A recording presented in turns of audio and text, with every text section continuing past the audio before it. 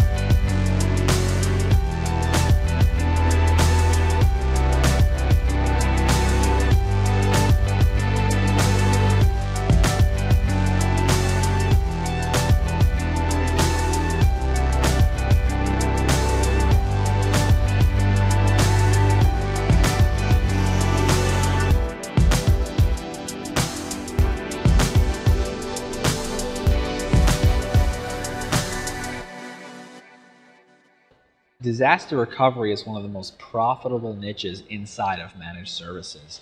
It's easy for you to be able to offer excellent service to your customer, and it's also something that a lot of clients see value in, which is something that isn't always immediately apparent when you're trying to sell, for instance, a flat rate managed services contract.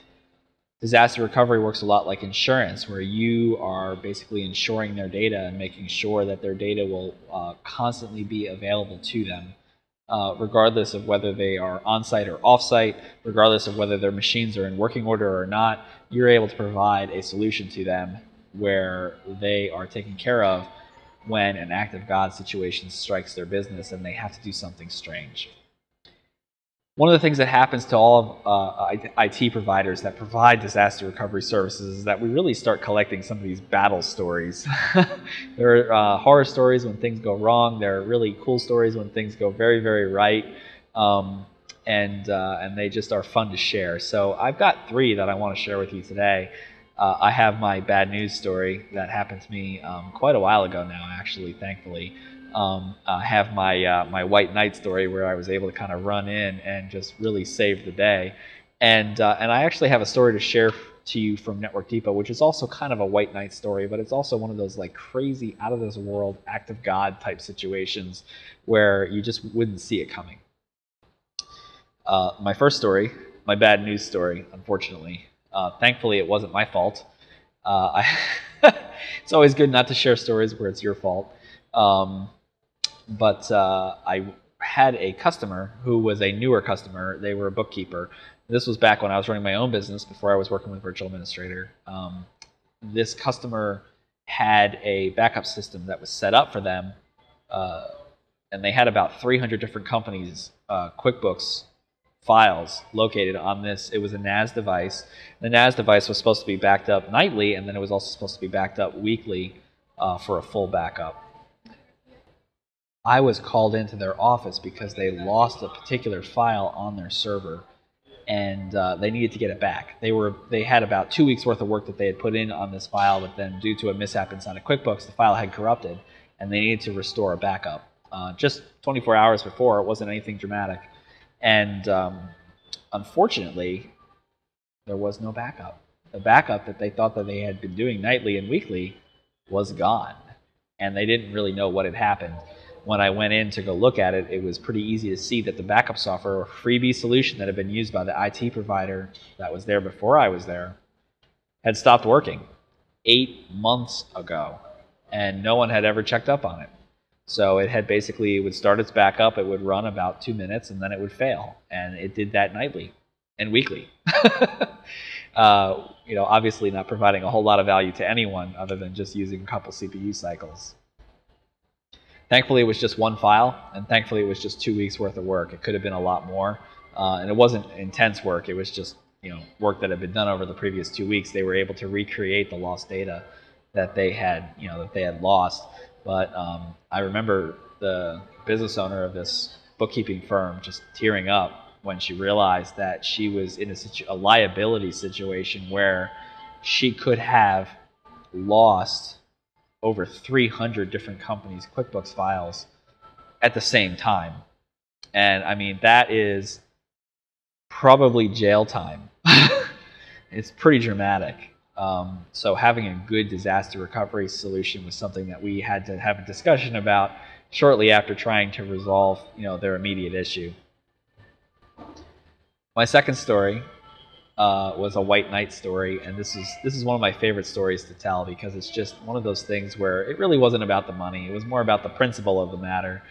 I had a client. This was just a residential client. They needed their photos restored. Their laptop was running slow, quote unquote, which actually means that in this case, their hard drive was dying, and a good portion of it had corrupted by that point. It was unreadable. Unfortunately, they had all of their family photos on there from the last like 5 or 6 years, and so a whole bunch of their life was about to be wiped out if we didn't recover those files. I had a piece of software at the time that would do a bit-by-bit transfer. So you would have you would buy a second hard drive that was the exact same size as the first hard drive, and it would copy bit A to bit A, bit B to bit B, and so on and so forth. And then if it would run into a bad bit on the drive, it would just keep hammering at it until it got it right. And I was very fortunate that after 4 days of copying a 320 gigabyte hard drive, it was able to recover the entirety of the drive.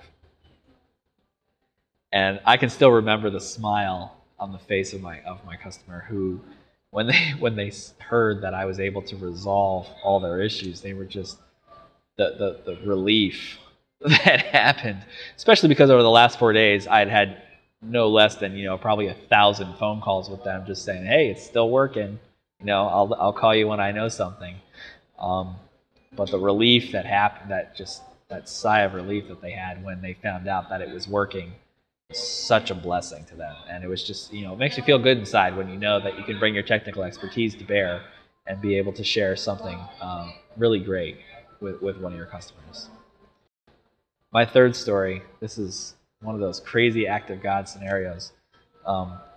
Network Depot has a client in the DC area that their office is adjacent to train tracks. I think you can see where this is going.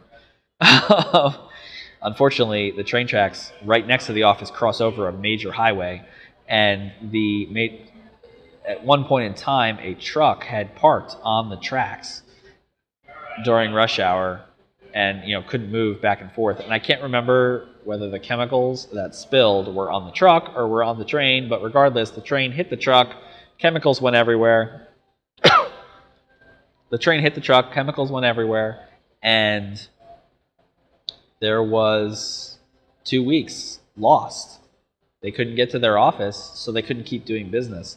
Thankfully, Network Depot had set them up with a business disaster recovery plan before this happened, and so they were able to actually spin up the client's servers in the cloud, and the company could keep doing business. They were able to keep them moving, even though everyone was had to work from home.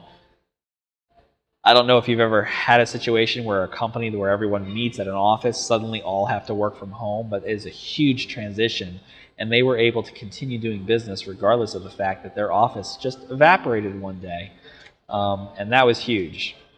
So 2 weeks was saved thanks to a disaster recovery plan, and that was tens of thousands of dollars that was saved because this plan had been enacted.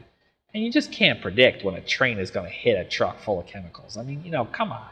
You just have to be ready for stuff like that. And because they had a plan, that was something that was good.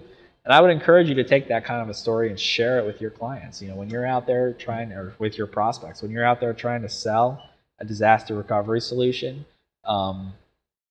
use these stories. Tell them about how and you can. I give you the rights to. I give you the rights to take the story and place you as the hero of the story. But go in there and tell them about some of the cool stuff that a disaster recovery plan can do or avoid. You have your bad news stories, you have your white knight stories, and you have your act of God stories that are just going to come in and just absolutely destroy you. I would love to hear some of y'all's stories that you guys have. If you could take them and put them in the Club MSP forum. We have a forum link, which I'll put down below. And just share some of the cool stuff that you guys have been doing, that you've either saved clients from or had to clean up after. There's just a lot of really fun stories. It's cool to share, battle stories. And finally, one of the things that we do at Virtual Administrator to help with backup is we have created an agreement with Intronis Online Backup to offer their, well, it was just data backup, but now it spans the entire gambit between bare metal to dealing with servers like Exchange or MS SQL or even virtualization servers like VMware, all the way again to just an online backup solution. And they're going to be revealing some of the new stuff that they have with their pricing plans. They've really engineered stuff to be effective. It makes it a lot easier to quote how their kind of service to your customers. It makes it a lot easier to get in there and just share some of the stuff that they're doing. We're going to be doing a webinar with them January 27th at 4 p.m. Eastern Time. Make sure to be there. I think it's going to be really cool. We're going to have Neil Bradbury on the line, and he's going to be sharing some about their U2 pricing. So once again, that's January 27th at 4 p.m. I'll make sure to have a link at the bottom of this video in the description, and also in the email or wherever this video is posted. You should be able to register for the webinar or see the recording. So once again, thank you very much. I look forward to talking to you again next week. And until then, Dan Clancy with Virtual Administrator. So long.